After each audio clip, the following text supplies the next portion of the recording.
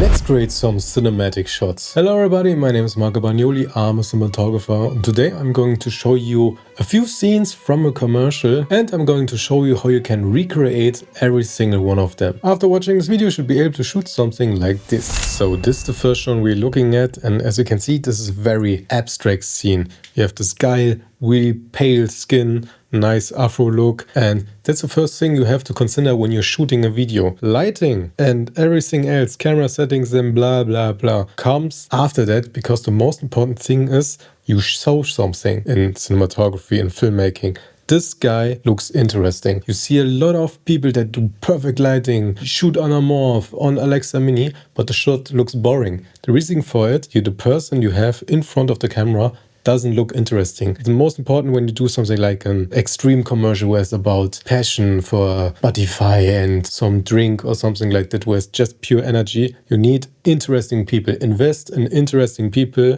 Your videos will look a lot better. Then, what I really like, as you can see, we actually can see the gobo head, the Astera, we can see the grid, and so we can literally see very easy how the shot was lit. And like this, it was in a commercial, but I'll tell you why I like this after I explain you. When you're in a very close room, like a bathroom, you don't have much space to light something, but you have to work with the things you already have. This is the framing I want. So I look, okay, I have a window here, I have here a lamp, I have here a lamp. So now I have to choose which of those things should give me the key, because the audience needs a reference frame, reference light, where the light is actually coming from. And this makes everything more easy. They choose the window light, becomes a nice side light. They want a dramatic look. That's the reason why they choose something like that. When you're using a window like this, it depends on which floor you are. Is this on ground level? Is this a studio type situation? But normally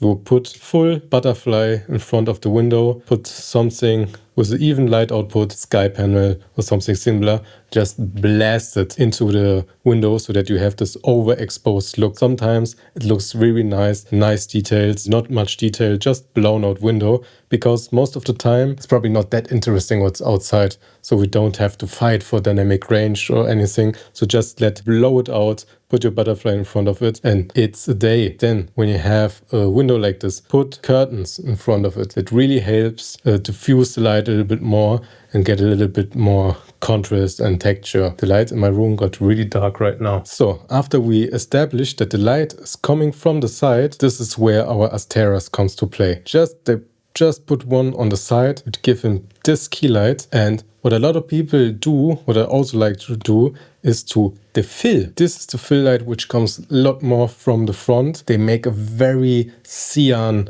color, and just on low output. And this low output fills in the shadows and gives them a little bit of color contrast. We have this normal orange type skin tones, and now this blue cyan makes everything a little bit more interesting. So now the next important part about a bathroom is the space you have, because the room is so small, the light bounces all over the place. And so that we don't have this problem, you have to black out the left side of the wall and as much as possible behind him. It's a little bit more difficult because we have reflection, we're working with a mirror, but that helps that the light is not just jumping over everywhere and we still keep this contrasty look. What I like about this visible lights, in the commercial it's a push in, it's a little bit of movement, so we don't notice them then much. And that's what I like. So often people I see later in the video, they make a weird cut, the movement is too short, because in the first 5 frames we see lamps or something similar, but you can ignore it. No one cares. No one cares if there are any practicals or video lamps in frame for a few frames. No one noticed you were looking for them. They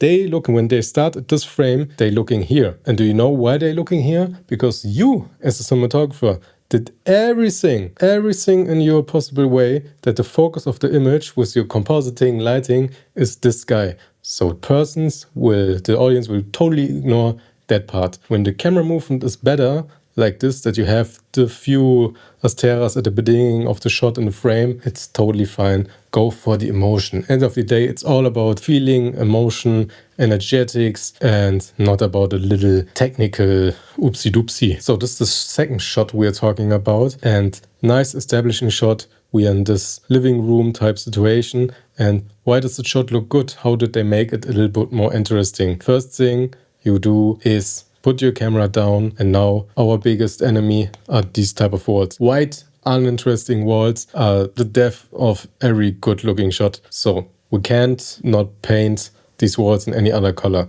So what do? We put everything we have on the walls. Make the wall as interesting as possible. Don't make any mistakes thinking, oh God, so it looks too full and unrealistic. Again, no one cares. When you start looking at commercials, movies, the walls are full because it's just more interesting. It gives you a little bit more options to tell a bit of story. I mean, the story of this shot is that everything is a mess. So the ground is probably a lot more unclean than it normally would, but it helps to sell everything. When you would only be doing everything down there and ignoring the walls, the shot wouldn't feel balanced. So how did I light a scene like this? When you're doing a wide shot, you have to light a little bit more harder, contrasty. Otherwise, it's not possible to get any contrast into shot. And was working with these small window lines or door lines where you just crop with a flag, a small line of light. Normally in a few shots you just put it in the background, but because the camera is here we don't see the window, so the light has to come from this direction,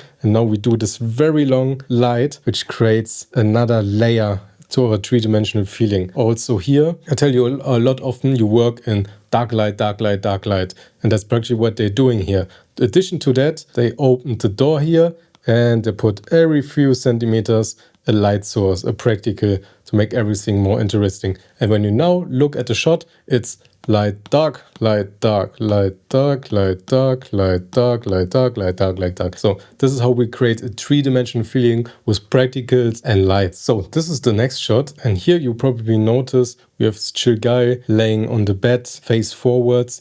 And also this pose is something you see a lot in commercials like this. Normally, every normal person would sit on the side and doesn't look on the lay down on the front side of the bed like this. But the reason why we do this is to create separation from the wall. When he's already lying there, he's very close at the wall and it's much more difficult to create depth. So we put him a bit more on the front. That's some movie logic, because you know teenagers would do that, but you only think that because filmmakers are doing this that way. So how do we light a scene like this? Similar technique than before. We always do the same as a cinematographer. It's not that difficult. Now here, look that we're going towards like a 20mm lens, maybe 20mm 1.4, get really close, really stretches the image, push the background very far, and because we have such a great aperture, we create nice bokeh in the background and nice separation. We see our light source, which is actually this window, and they probably done the same thing like in the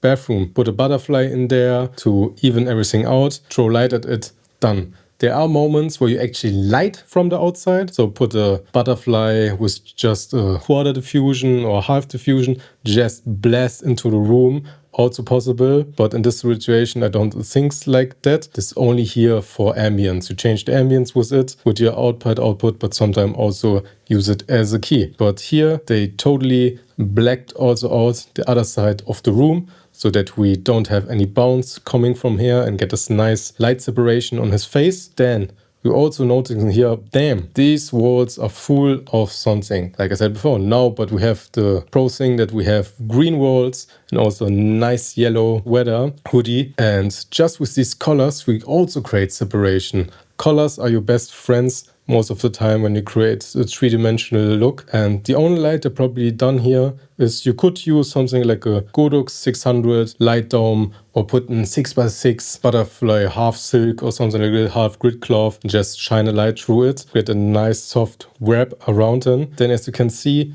they probably done also an F22 on a boom and give him a little warm edge light because of the practical they put in the background. It's a very easy look to do on a technical perspective, because the whole work is before we actually shoot. The nice set design, the actor that they choose, how they put the location just together. Then now you only have to put him in, choose a position, add 3-2 lights, and it's done. Looks good. Here we have an extreme situation that every cinematographer hates. We have a person standing very close to a wall. Why do we hate it so much? The reason for it is creating depth is now more difficult. Normally we just show the person as far from the wall as possible, light him, done. But when you put someone so close to the wall, we have to make something different. So why does this shot still doesn't look flagged, even though we are so close to the wall and here also? First thing, cameras and angle. Oh, when you can see the leading light, we're a little bit more tilted, so we're not totally flat. Also on a little bit more compressed lens, and this makes everything feel more like a portrait, so like a photography. So it's much more forgiving because we change the look and feel of the shot. Then next thing is the texture of the wall. Guys, it's so much better when you have dark, dynamic textures on the wall, because the whole scene by itself, without doing anything, looks interesting. We just have to add a little bit of more spice to make it perfect. After we set the camera, we said, okay, we have good textures, we have leading lines, everything looks good. Now put him in, and the good thing about him, he has this blue suit on, so that we have a little bit more color contrast from the wooden textures, beige, white textures in the background. So we created another layer with just the suit that he's wearing. And I can tell you, the only thing they probably did here is add a 600D with the light dome, just blasting it in at the correct exposure. The only thing they could add when it's not natural are these lights in the background. When you in a room, don't forget to light the room. Most of the time, to light the room is more important than the person,